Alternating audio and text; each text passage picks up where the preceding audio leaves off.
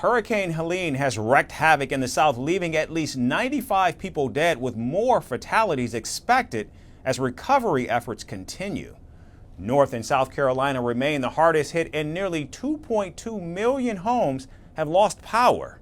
Damage estimates range from $95 billion to $110 billion. A federal emergency is still in effect for Tennessee, Florida, Georgia, Alabama, and the Carolinas. Here's more on the storm's damaging aftermath. The devastating wrath of Storm Helene has carved a path of destruction through at least 6 major states in the U.S., claiming the lives of at least 95 people, a number that is expected to rise in the coming days. Authorities report that the majority of the fatalities occurred in North and South Carolina, where Helene made a landfall as a tropical storm.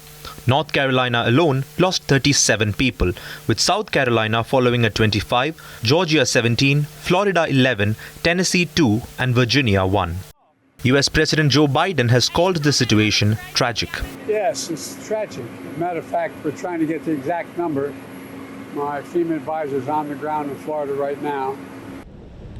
According to the tracker Power Outage US, as of Sunday, nearly 2.2 million households were left in the dark.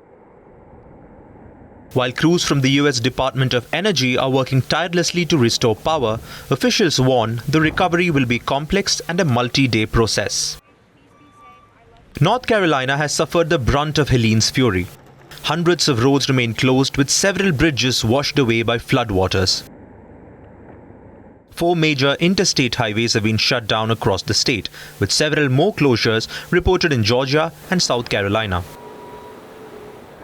Despite the deployment of emergency personnel to assist stranded residents, providing basic supplies like drinking water remains a challenge. In many areas, rescuers have been forced to airlift essentials due to impassable or flooded roads. Over 50 search teams have been dispatched in North Carolina alone, scouring the state for stranded residents. Hurricane Helene rode ashore late Thursday last week in Florida's Big Bend region as a Category 4 storm, with winds topping 140 miles per hour or 225 kilometers per hour. Though it weakened as it moved inland, Helene still packed a punch, devastating Georgia, the Carolinas, and Tennessee, with torrential rains that flooded rivers and strained dams and triggered widespread flooding. It's 5 generations lived in this house, from my grandmother, my father, myself, my daughter, son, and my granddaughter. We was raised in this house. So there's a lot of memories here. It breaks your heart. It just devastates you. Experts estimate that the damage from Helene could range between $95 billion and $110 billion, but a clearer picture will emerge once recovery efforts are complete. A federal emergency has already been declared in the affected states.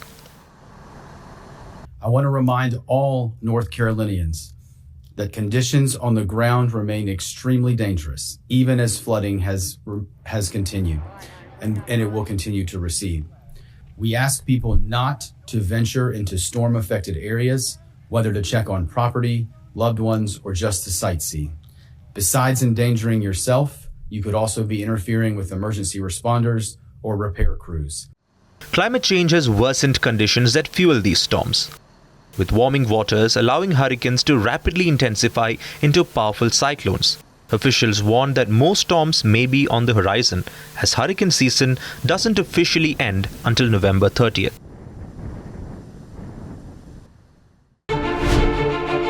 Firstpost decodes the U.S. election,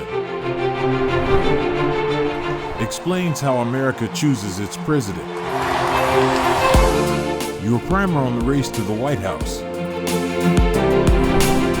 Everything you need to know about how America votes and its global implications. U.S. Election Explained, every Monday and Thursday only on Firstpost.